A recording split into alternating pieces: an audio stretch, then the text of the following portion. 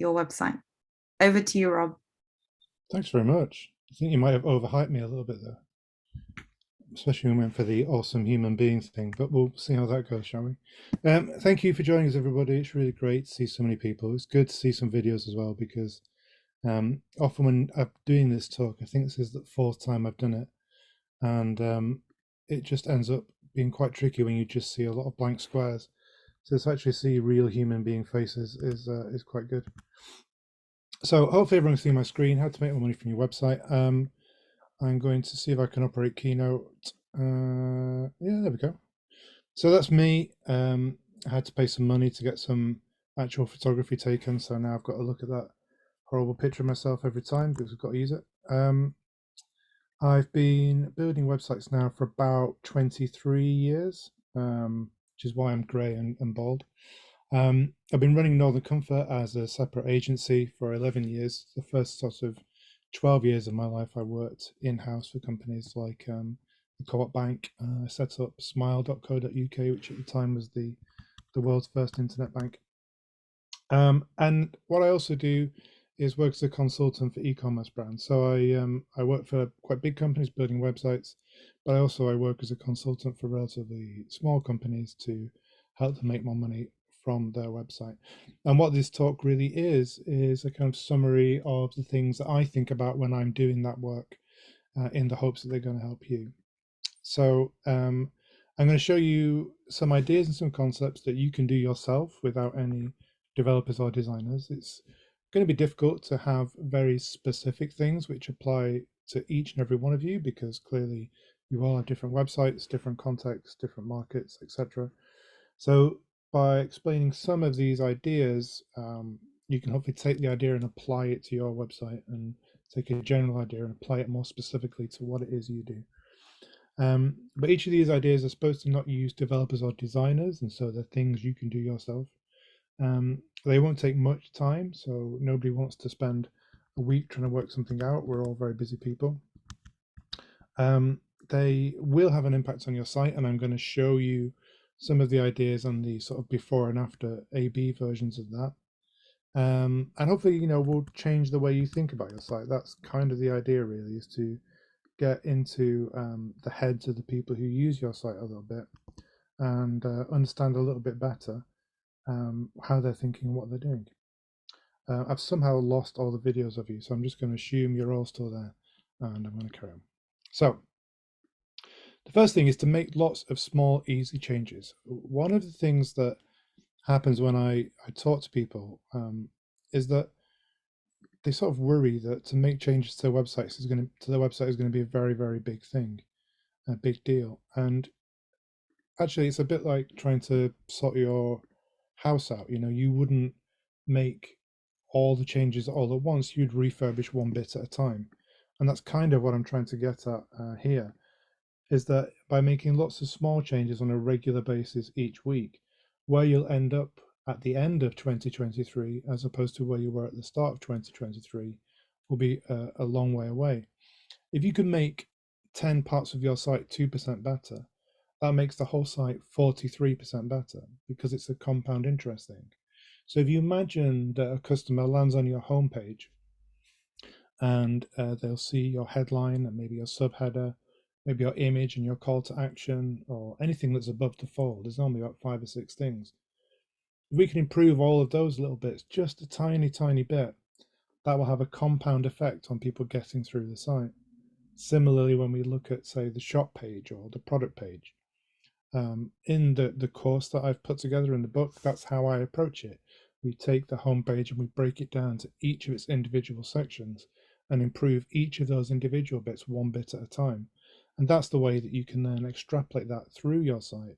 That idea of compound interest on it is going to make it a lot better. If you improve your site by 1% each day, it doubles its effectiveness. Now, if you were to say, how do I make my website sell twice as much? That feels like a massive job. But if you just say, how can I make each bit of my website, make one bit of my website 1% better this week, it feels like a lot more manageable. This is an example of us doing this in action. So this website, East at Home, they do ready-made sauces and ingredients for homemade British Indian restaurant food. They're really good, and they're actually based somewhere near me. When I did this talk last year for the Bread and Jam conference, I wanted to pick a few people who we could test the stuff that I'm talking about on. So East at Home were one of them. And I wanted to run through the book that I was selling at the time with each of these particular participants and then present it 4 weeks later at the conference and say, this is how we started, this is what we did, this was the impact. And East at Home were one of those people. And so what we did here was I simply went through a checklist. So you can find these online quite easily. I have one as well, but it was just a case of going through a checklist and seeing the very small changes that we can make. You can see some on this list here. Some of this was changing the title of the call to action to shop now. It's a very, very small thing. Change the title to restaurant quality curries ready in minutes. Again, small thing. Subtitle change. Reorder the homepage to just move things around. These are all really, really, really easy things that you can do. But the impact of them was that, here we go, you can see the sales now up 162.3%. And you can see pretty much where we started that work and how the sales went up and up. Now, I appreciate there's not a list there of things you can just take and apply, but what I'm trying to get across is this idea that you mustn't see optimizing your site as meaning, okay, we need to get a brand new theme, or we need to move from Shopify to WordPress, or we need to redesign the whole website. You really don't. You want to look at small bits of the site and change them one bit at a time. I want it to feel like improving the sales in your site is an empowering thing and not a sort of frightening, how are we going to get all that done? It's impossible kind of thing. Oh, just skipped ahead to the dog picture. There we go. The second thing I want to really get across, and there's a lot in this particular section, which is you are not your customer. And this is the real problem. And if I would say honestly, the sort of the fundamental problem that I see across nearly every site we look at is that people build their websites as if the website is for them, and it's really not. You need to see your products, your website, your copy, your photography rather, the user experience, everything that's on your site the way your customer does and not the way that you do. And I've included a picture of a dog looking at a computer here because everyone likes pictures of dogs. There'll be another dog coming up later on. Keep your eyes open for the dog pictures. Very important. This is Mark Ritson. He has a PhD in marketing. He's taught on MBA programs. He talks about this and says that the first rule of marketing is that you are not the market. All your thoughts, feelings, and immediate responses to things like advertising, price, packaging are not just incorrect, but they're dangerous. Now, there was an interesting advertising campaign about a month or so ago for Advertising Australia. And this is, I use this just to illustrate this story. The advertising campaign was very kind of almost stereotypically Australian based with kangaroos and boomerangs, that kind of thing. And someone from Australia complained and said, this is a terrible advert. It's incredibly stereotypical. It's not what Australia's about. And the agency replied and said, well, actually, it's been our most successful advertisement ever with our target audience. And this, I think, is the important thing, is that you need to realize that you are no longer your target audience. Even if you started your business to solve your own problem, you are no longer your target audience. This is called the curse of knowledge, or as I kind of call it, the Airbnb problem. So I'll give you an example. If you've ever been to an Airbnb and you check in for the first time and then you try and find a cup, or you try and find the fridge or the dishwasher, and you open up every single possible drawer and cupboard in the whole house trying to find the thing you're looking for. Eventually you find it and you go, well, why on earth did they put that there? For the person whose house it is, it makes absolute perfect sense why they put that there, because that's where it should go. But for you coming to it afresh, you don't have that knowledge, so you have to search around to try and find it. This is essentially the same sort of thing that happens on your website. For you, it makes perfect sense that your title says this and your subheading says this. It makes perfect sense that your buttons are here and there. It makes perfect sense that at the very bottom of your page you have a testimonial from somebody, because for you, somebody's going to read all the way down that page and understand it, but your customer's not going to do that. Here is an example of, this is a real example, although I've anonymized it. And this is a header and subheader on the above the fold section of your website. So for this particular customer, this is what they said. It's Christmas. We've got everything you need to make the perfect Christmas. Shop now. Now, if you take a second to think, what is this selling? It is reasonably hard to work out. You've got the picture, which kind of nudges you in one direction, but it doesn't really make sense. Now, the reason why this copy is here like this is for the person who's written it, they're reading this title with everything they already know about the product. They already know exactly what they sell. They already know why it's good. They already know why it's suitable for Christmas. So for the person who's reading this website actually sells pre-mixed cocktails. For the person who's reading this means it's Christmas. We've got a range of pre-mixed cocktails all ready for you to buy. Have a great Christmas party season. So to them, because of the curse of knowledge, when they read this heading, it makes perfect sense. They don't realize that somebody else coming to the site then has to do some work to understand what it is the product is about. If your customers have to do some work, you'll start to lose sales. Here's an amended version of that. Award-winning cocktails ready to serve. Host a perfect Christmas party without breaking a sweat. Now, the difference here is that, first of all, we now know exactly what this is. They're award-winning. We know why they're good. We know what the product is exactly straight away. They're ready-to-serve cocktails. They're in a context. We've placed in a context where we can see the benefit. Hosting the perfect Christmas party without breaking a sweat. The interesting thing about this is that we're framing it in a way that isn't just, here is a nice drink. We're saying, here is the thing that nice drink will bring us. We bring in a perfect Christmas party. It makes it easy for you. And we can start to imagine that we can have a Christmas party with a bunch of cocktails all ready to serve in the fridge that we give out to people. They're award-winning. We know they're going to be good. Customer has to do so much less work to see what this product is, when they should use it, and what use it is to them, and importantly, to imagine that future end state with the product. So generally, with a structure on the headline and subheader, headline should be what your product is and why I should care about it. And your subheader, what benefit the product brings to the customer in a way which helps them to imagine a future positive state. Now, we say that customers tend to spend about 5 to 10 seconds when they land on a homepage to work out what your product is, what the thing is you're selling. You need to be really, really super clear.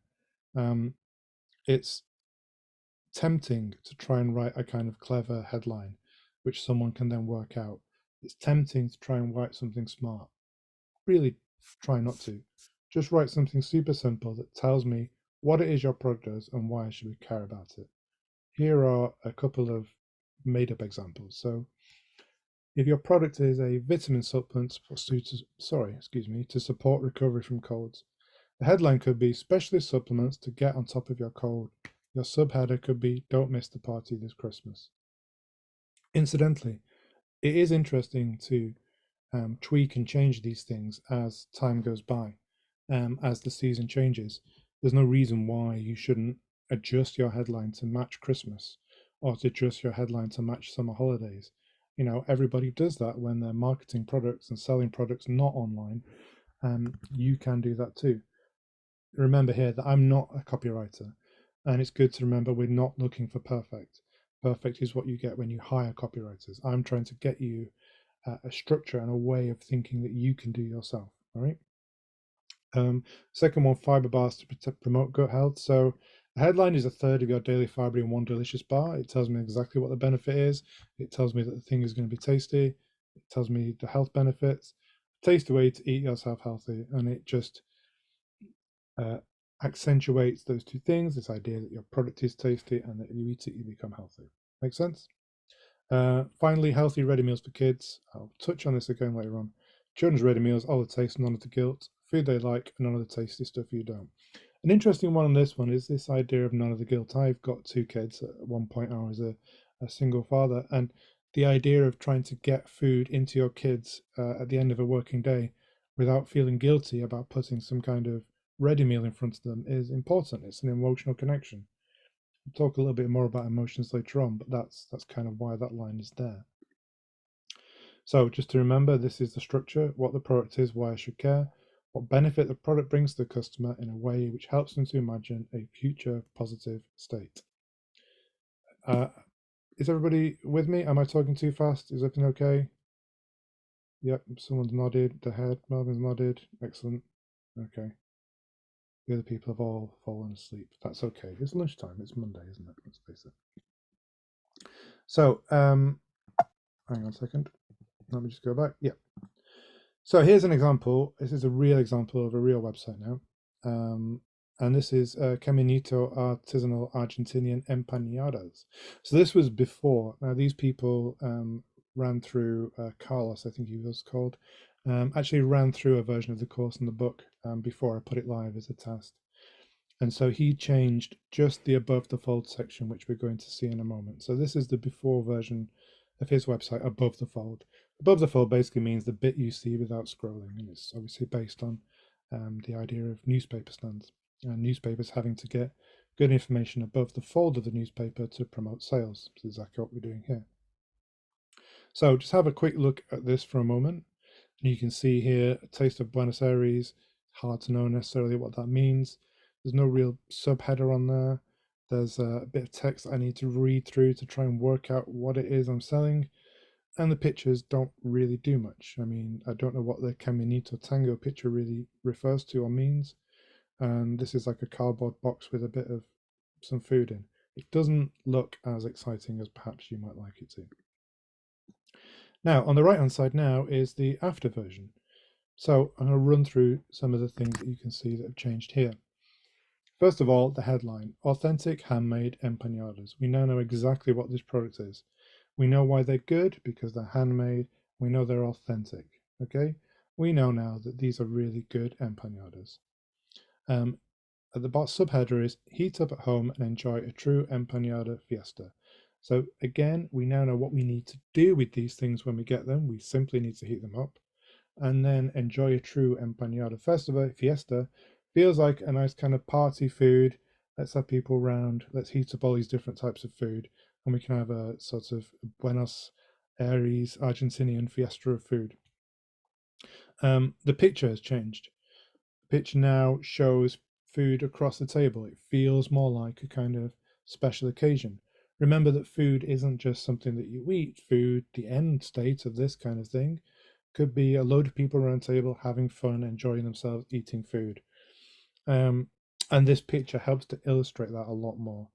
It's also true, and I'll come to this again later in more detail, if you're using photography, to have the photographs show the product in the way it's being used.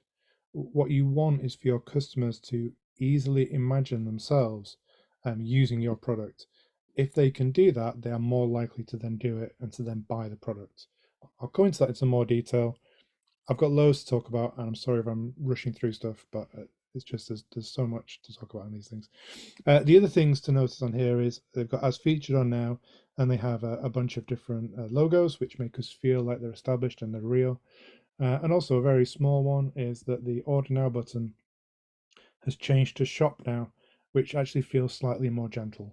Order feels a bit more like we're going to go straight into buying, whereas Shop makes it feel a bit more like we're browsing and we're looking through the shops. Okay.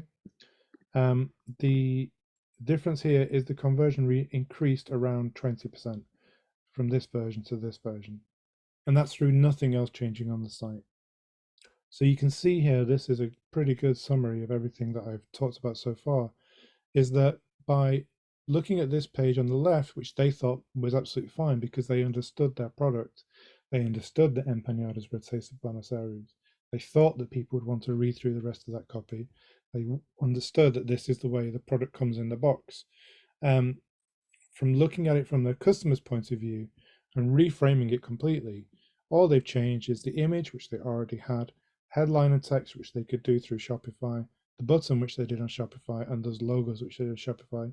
It took them very, very little time, and the conversion increase was about 20%.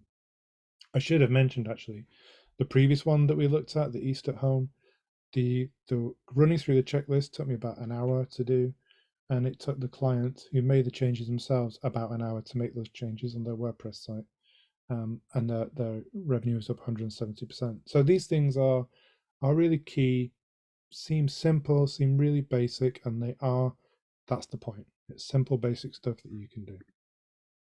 So the task then is to rewrite your header and subhead.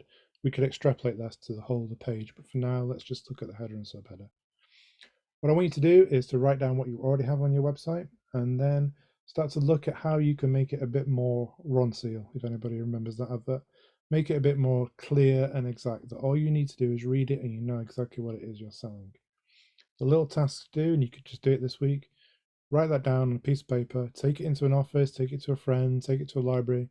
Ask somebody who doesn't know what you do to read that piece of paper and tell you back what your website's selling and why it's different. Okay, don't say anything when they start talking. They may well start talking about something that's got nothing to do with what you're selling. So bite your lip, go away, amend, and test with somebody else. If when they read something, they don't understand it, the problem isn't with them, it's with the stuff you're selling them. So you need to make it simpler and simpler and simpler until they get it straight away. So when after having read it just on a piece of paper, your subject knows exactly what you do, who you are, and what you're different, that's when you're onto a winner. And that's how simple that you need to make that text. Can people share here? Yep, sure. I'm trying not to go through too many answers to the questions on the way. I've got it open, but you know, I do have a lot to go through. This is another example here now, is the drive to school. So I drive my kids to school in the morning. It takes me about 20 minutes to get across Manchester to the other side of Manchester. Now I've done it for 9 years, I think, from nursery to primary school to now high school, and I know it off the back of my hand, off the top of my head, like the back of my hand, either one of those two. But if I had to explain to you how to do it, it would be impossible. Like, I would have to really sit down and think about all the different steps. To me, it makes perfect sense. It's dead easy and dead natural. If I had to show somebody else how to do it, it would be quite difficult. You can hopefully see where I'm coming to with this. Here is the second picture of a dog looking at a computer, for everybody who's wondering about that.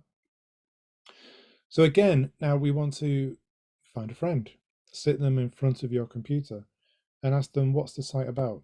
Don't let them navigate away from the homepage for now. Ask them what the product is. Ask them who it's for. What's good about it? How much is it? And a good one is which product that you already know is similar to this one. And I'll come back to that in a second. It's an interesting comparison set. Now, once they've done that, start to get them to run through the site and find a product. Okay, so tell them a product, perhaps your most popular or your most profitable product, and ask them to find it, to find the right size or the right setting that you want them to find, add to their basket and pay for it. And you can record them on your phone. We've all got video cameras. Record them doing it. When they get stuck or if they have problems, don't interrupt them, let them get stuck. And ideally, ask them to talk through their thinking as they're doing it. And you will get so much from doing that. It's unbelievable. We use a couple of services to do that.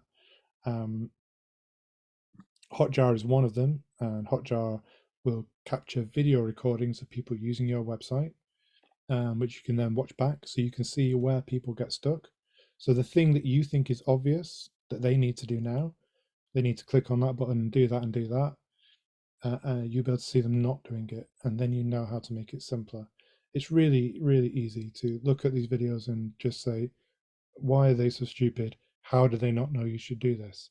That's the problem. You can't blame them. You've just got to make it simpler. Userbrain.com is another great one. I use this for my clients. You can buy some credits.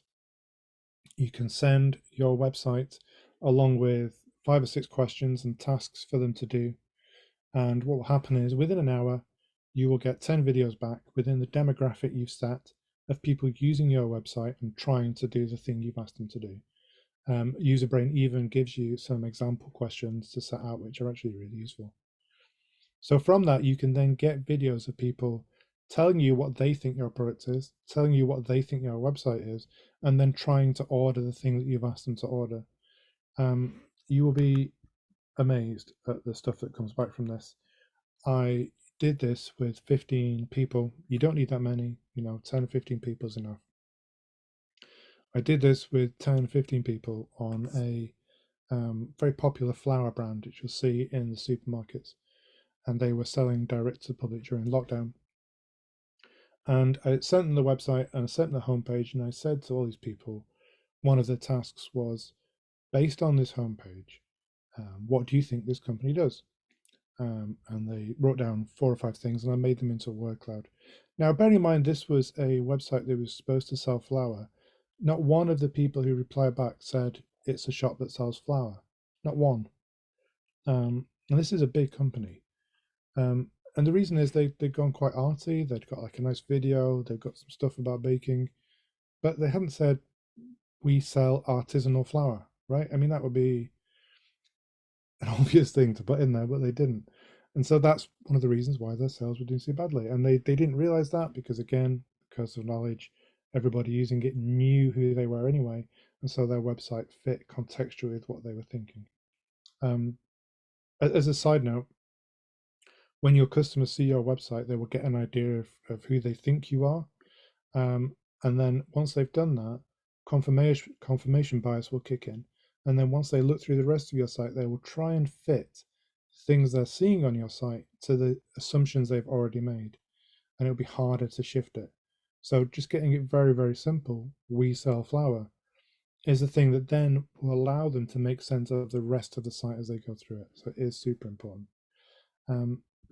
So that's your homework there, really, is to get a friend to check the site, record them on your smartphone, ask them to talk aloud as they go through the site, verbalizing the issues and questions.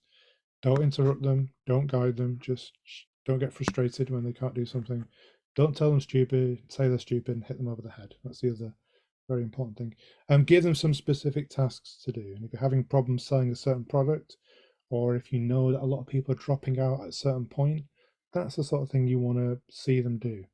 And watch them go through it, and just it's you use a brain to do that instead if you don't know people to come around. It's a really simple task. It's a really simple job. You can set yourself an hour aside to do it this week. It will tell you so much about your website. I would hugely advise you to do it. Let's have a little cup of tea because my mouth's gone dry. So, comparison sets. I realize I'm flying through this a bit, but hopefully we'll get somewhere. So this is the thing I was talking about before. When we look at a product, we compare it to products we already know in our head. And controlling, understanding, and reframing comparison sets are powerful tools. These little coffee pots here are interesting. If you look at the price of these things per cup of coffee, they're actually incredibly expensive compared to a bag of ground coffee. They're much, much more expensive. That's why you never see them advertised in comparison to a cup of ground coffee, right? You see them advertised as barista style coffee that you can have at home. Because what that means is the product they're replacing is the barista style coffee that you go into a shop and pay 2 or 3 quid for.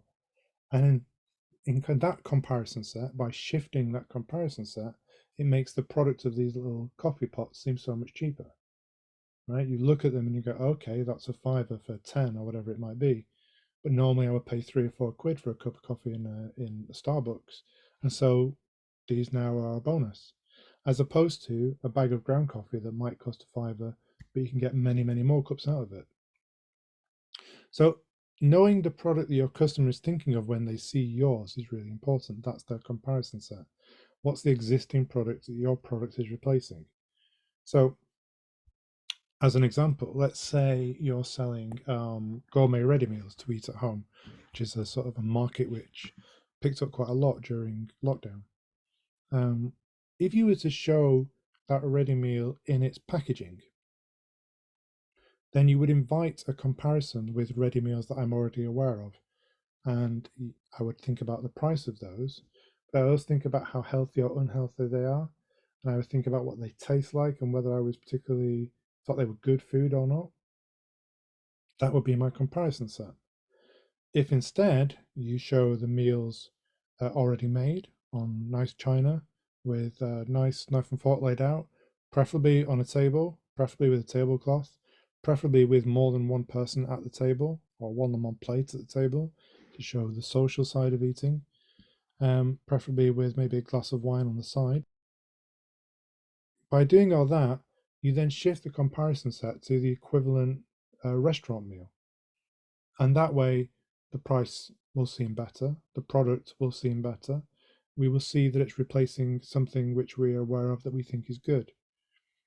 This comparison set is really, really interesting. If you show cashmere scarves, for example, are often sold with cashmere jumpers in the shop, not with the other scarves. That's because if you have a cashmere scarf next to a normal scarf, it seems very expensive. Whereas if you have a cashmere scarf next to the cashmere jumpers, it seems a lot cheaper. It's exactly the same product, just a different setting. Think about how much you would pay for a cup of coffee in a greasy spoon in a bus station as opposed to a cafe in an art gallery. Could be exactly the same cup of coffee, but you'd be more willing to pay more money in the art gallery than you would in the greasy spoon. Now here's a real example. This is one of our customers, Exalt. This was their website page before. They sell high quality and protein drinks and kind of juice cleansers. Now, looking at this site at the minute, the problem we have is our comparison set. When we look at these images, we think of these innocent smoothies. Now, these things cost about £1 or something, £2, and you can get them in a Boots meal deal. Okay, so when you look at this picture, how much would you expect to pay for these bottles? Probably a few quid. Now, they're actually a lot more expensive than that. They're about £6 a bottle. But these look like small innocent smoothies, and so their comparison set is completely wrong. So now I'll show you the new page that we did, which is this one. All of the stuff you see on this page, they already had. They already had the image. As you can see here, they've superimposed my body onto somebody else's head, which is a bit of a surprise, really, but still. If you look at this, how much would you be willing to pay for the product? A lot more than you were previously. We can start to see the things that have changed. So the photo reframes the products completely. It no longer becomes a thing set in isolation. It's a thing used by fit, supermodel type healthy people. So therefore it's more of a health drink, more of a nutritious drink, more of a thing that you drink in order to get a body like theirs than it is an innocent smoothie that you grab from Boots at lunchtime, right? The dark blue background, even that color signifies a kind of luxury product. The way these logos are now laid out at the bottom, Selfridges comes first, and that tells me something about the product again. It's shifting that comparison set. By me thinking, okay, it's in Selfridges, I think to myself, right, it must be good, it must be relatively expensive, it must be high quality. And so we're allowing the customer to tell themselves the story of our product. There was a couple of little quick anecdotes there. There's I can't remember the guy's name now, but he writes for Pixar, and he says that the Pixar way of storytelling, or one of his approaches to storytelling, is to tell the customer the viewer 2 + 2, but let them make 4 themselves at the end, right? So they tell themselves the story of what your product is or what it should be. And the interesting thing about that is that confirmation bias kicks in again, and we then seek out the things that confirm what we thought. So now we can read it's a science-based diet plan that's sustainable for both you and the planet. And it confirms what we already think about this product, as opposed to conflicts with it when we think, no, it's not, it's just an innocent smoothie. Now we don't start to think that. I worked on a website earlier this year who did vegan chocolate, and the top of the page they said how great the vegan chocolate was. Much further down the page they said it was made by Belgian chocolatiers. I've done this presentation 4 times and I reckon I've pronounced that wrong every time. You know what I mean though. Now what that does, when I read the thing that says it's great chocolate, I think, well, yeah, you would say that. Can you try and sell me the chocolate? But if you say that it's handmade by Belgian chocolatiers, I think, first of all, how do you pronounce that word? But secondly, I think, okay, that must be good chocolate, right? Because it's made by these guys. So I tell myself the story.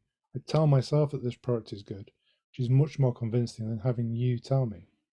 Now, again, in this example, we didn't create anything, right? They had all the images, they had everything here.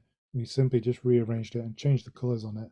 And sales increased 100% in 2 weeks. 2 weeks from going live. This is now their biggest selling product, and makes them quite a lot of money each month.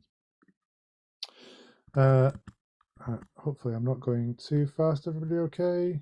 Yeah, I think so. No one's left, I don't think. That's always good, isn't it? Right, hang on. Don't make the customers do any work. This is the fourth one out of 5. Hope I'm not going too quickly. Sales are proportional to desire divided by effort. I mean, roughly, right? The more I want something, the more effort I'm going to be happy to put into acquiring it.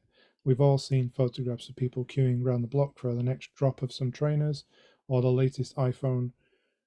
It's a load of effort because they really, really care about the thing. The less bothered I am, the less effort I'm going to make into it. So your product has to tap into the customer's desires and be easy to buy. In other words, don't make them do any work, either to understand why this product is good or to then buy it. Typically, you'll have 2 kinds of groups of people coming to your website. People who are already convinced and just want to come, find the product that's theirs, add it to basket and buy. For those people, you just need to make sure you're not making any mistakes, right? Make it super, super easy for them to add to the basket and to understand and to buy it, to get through that whole shopping process as quickly as possible and not get frustrated and drop out. The other group of people are people who want to be convinced, and for those people, you need to really simply and easily explain to them why the product's good for them and to nudge them towards buying, right? This, we saw this before, this heat map. This is Hotjar.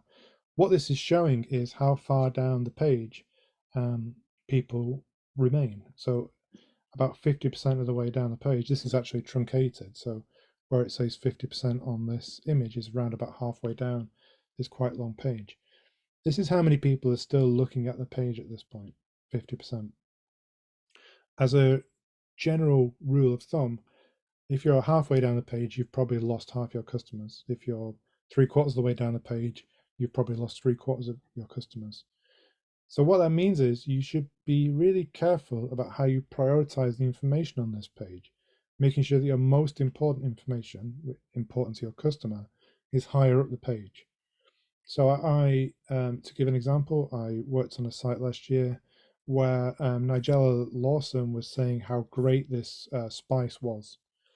And that testimonial was right at the bottom of the page, because I think the customer thought that their customers would read through the whole page and read through this whole story from top to bottom. But it turned out that only about 20% of people were actually seeing that testimonial. Move the testimonial higher up the page, it becomes much more important. And do, be careful to understand that we mean important to your customer. We want the main facts of what you do to be right at the top and the other stuff to be a bit further down. Remember that they've only got a few seconds to really understand what you're about. So if you put some of the fluff at the top, that's going to prevent them from doing it. A way of doing this is to write down everything you've got on your homepage at the moment. This is an example of 9-10 points that could be on your homepage. And then rearrange them in terms of customer importance. So what the product is, any awards, any logos or mentions in press or websites. These all add credibility to your product. How it works, if there's some kind of question about what it is you need to do when you get the product. Customer reviews, always incredibly important.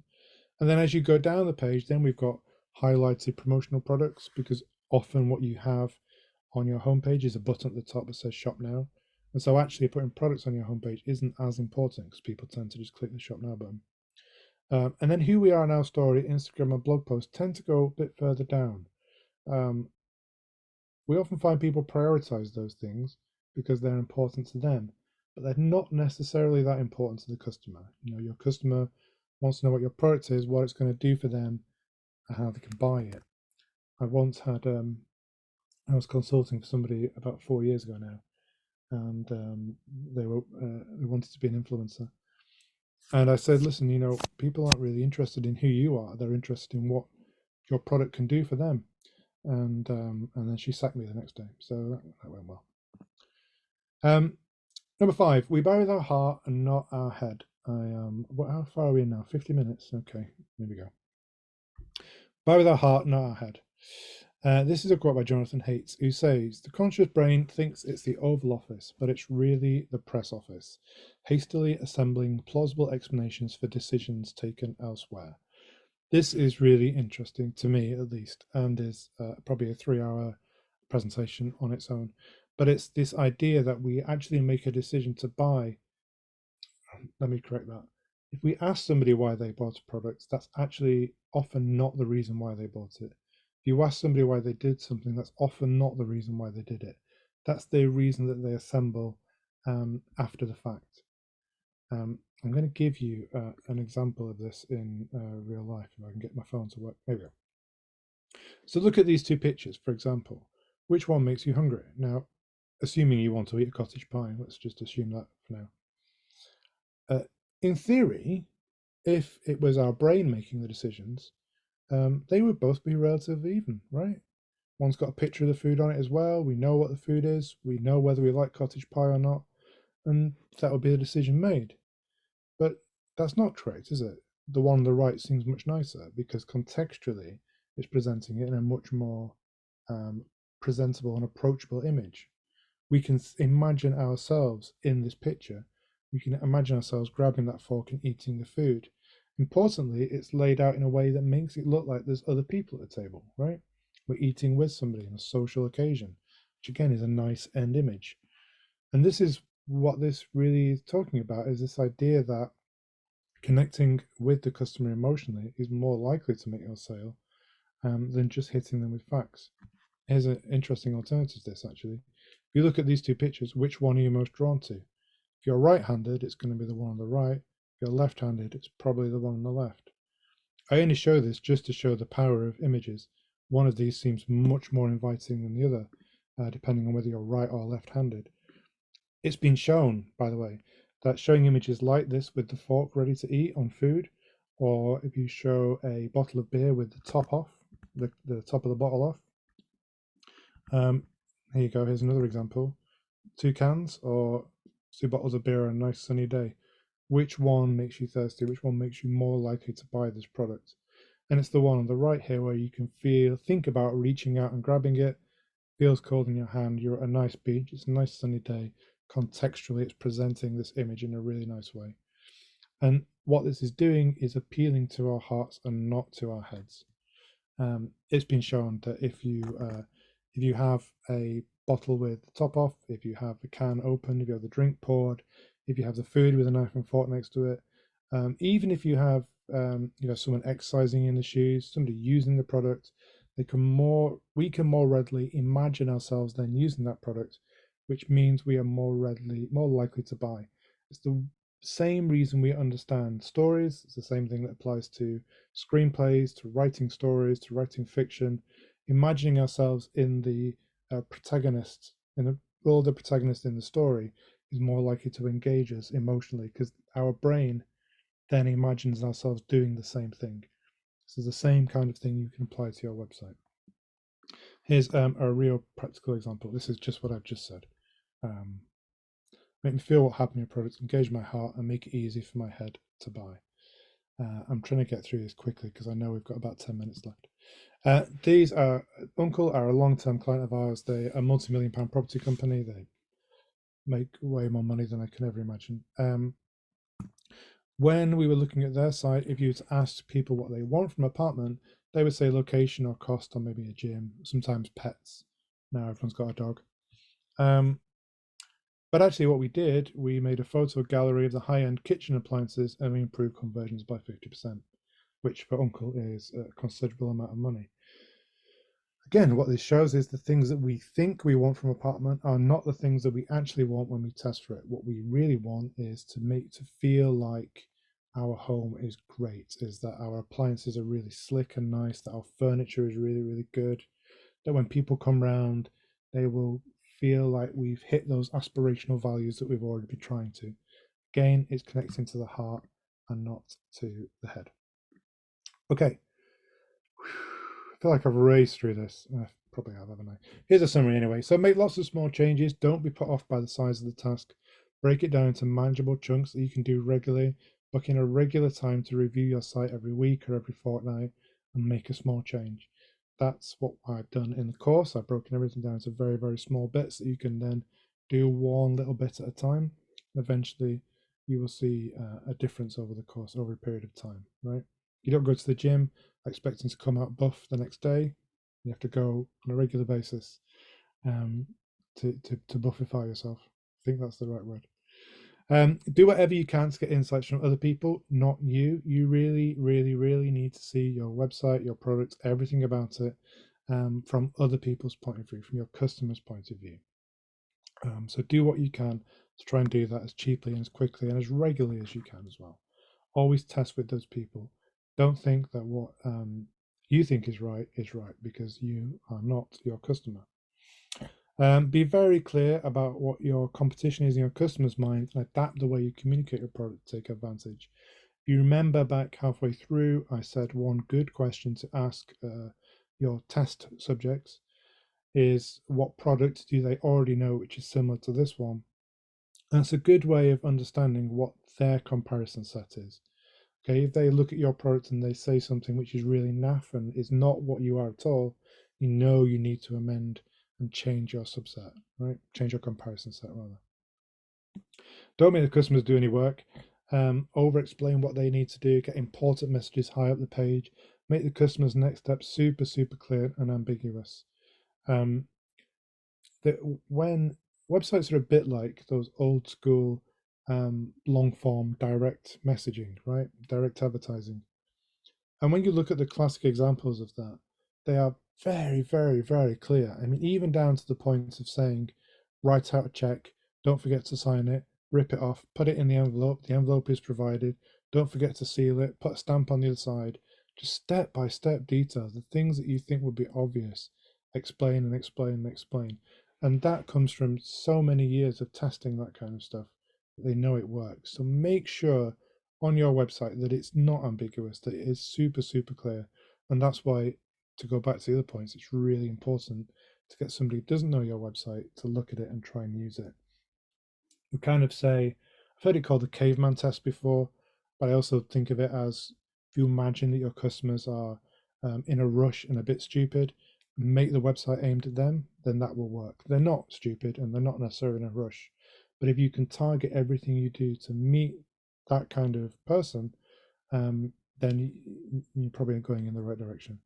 And the final one is appeal to the customer's heart. Make it easy for the customer to create a positive mental image of what your product will bring to them. That says them, looks over the logo.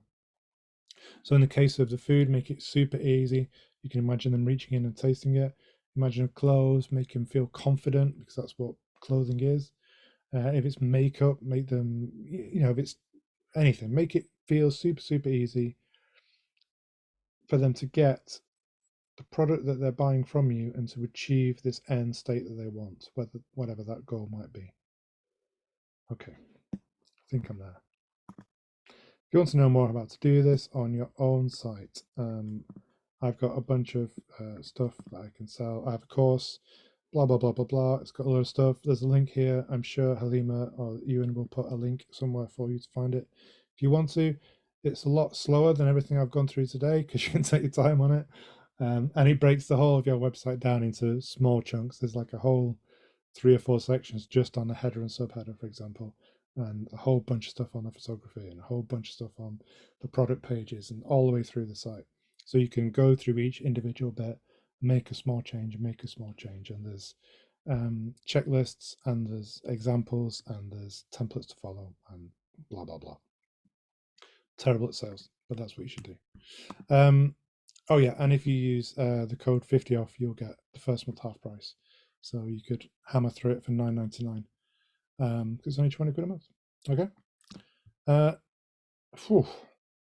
It's weird doing this because I just talk really fast in a race to get it all done, and I have no idea whether anything I'm saying makes any sense because I If you can't look at pictures of doing it. So hopefully it did. you didn't get a chance to like, I don't know, see that the discount code. Did anybody get see Kidwise is in the same page as me. So if you could just go back, Rob, to that page where you had the discount code. I'm going to have to try and work out how to do it again now. My goodness. Okay, the discount code is easy. It's 50 off. All right.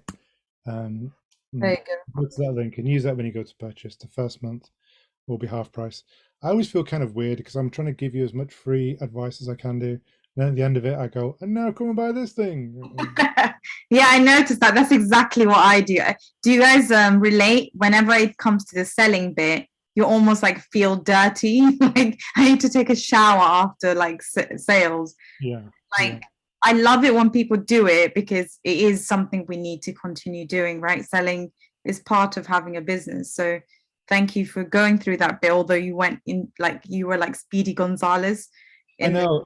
the There's so many things to talk about, and you could do because there's so many people here.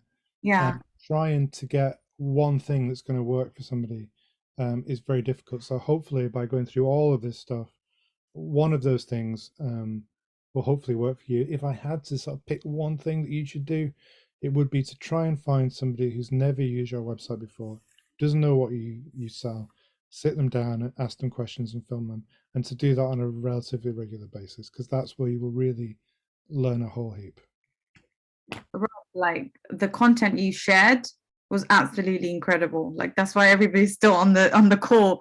How did you guys feel about you know the content itself? I want to share like give us some words so that Rob can like have some feedback, but also we're going to be sending you a survey. But that was absolutely brilliant. I really thought, like, wow, these are tips I can actually start doing. And it made sense because when you showed the examples of the before and after, that clicked to me. I was like, okay, that makes total sense. Yeah, there's a lot of other examples actually in the course and the book as well.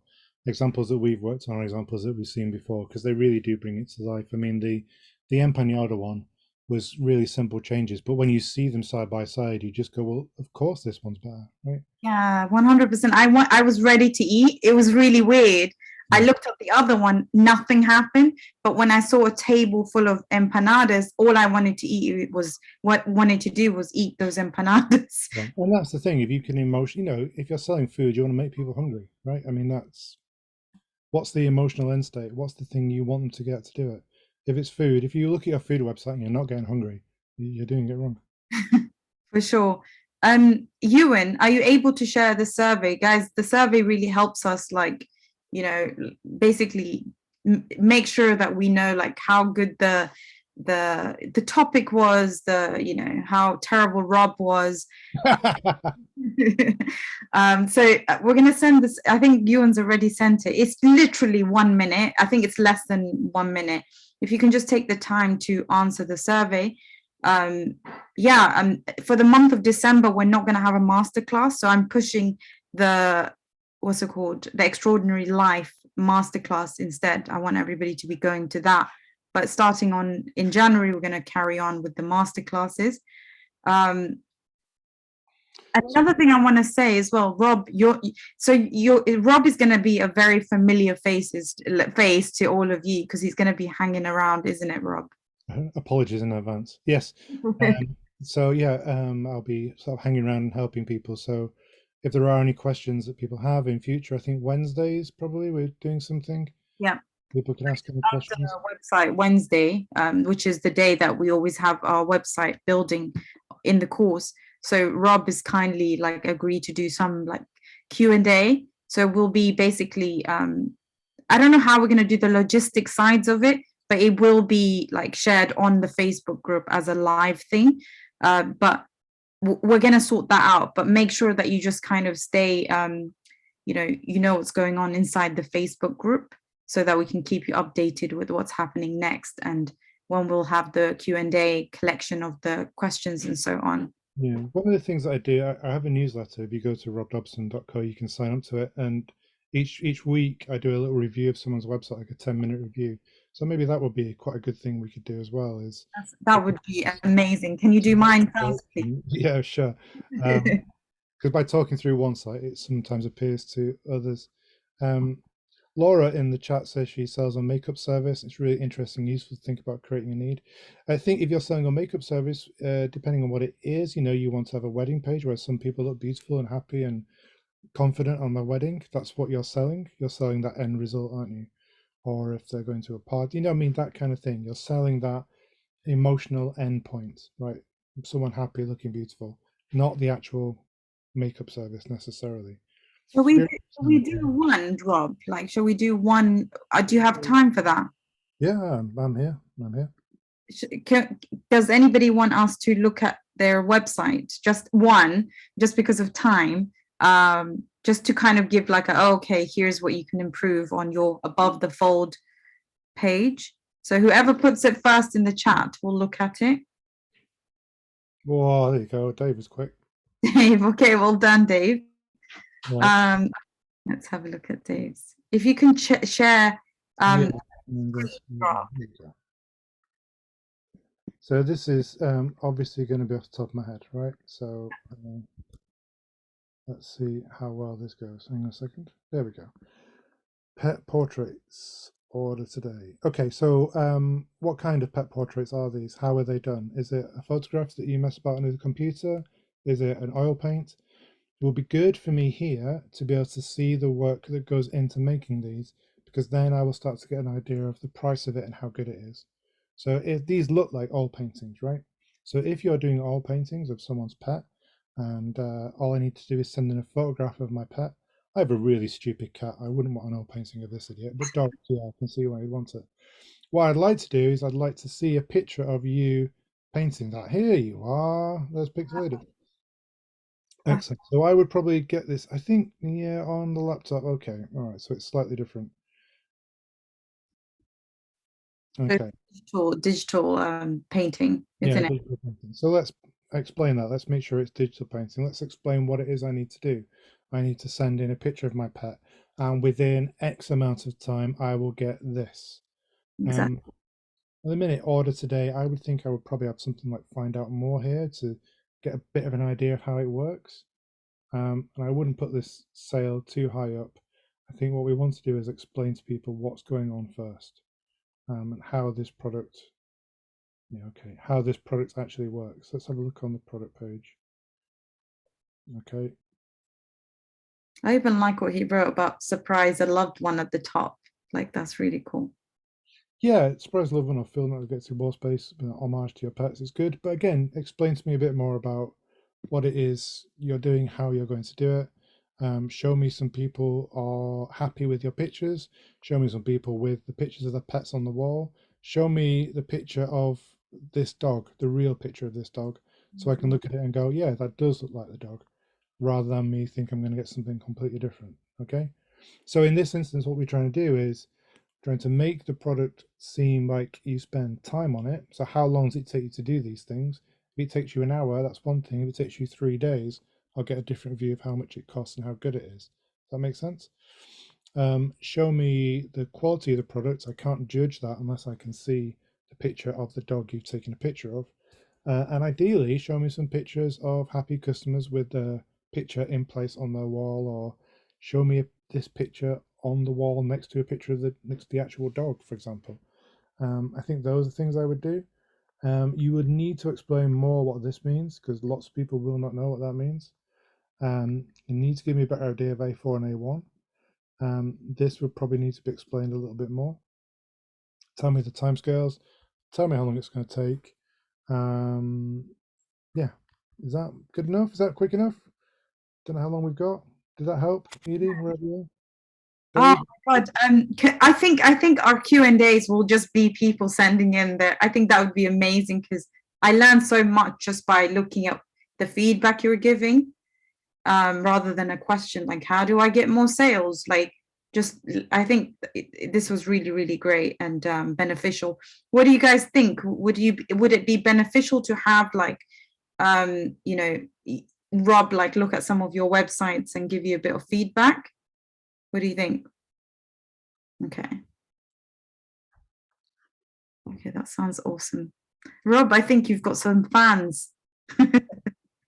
Well, I mean, it depends on how long you take. If I get the stuff in advance, I can spend a lot more time thinking about it and give you some proper reports, but then that starts to cost money.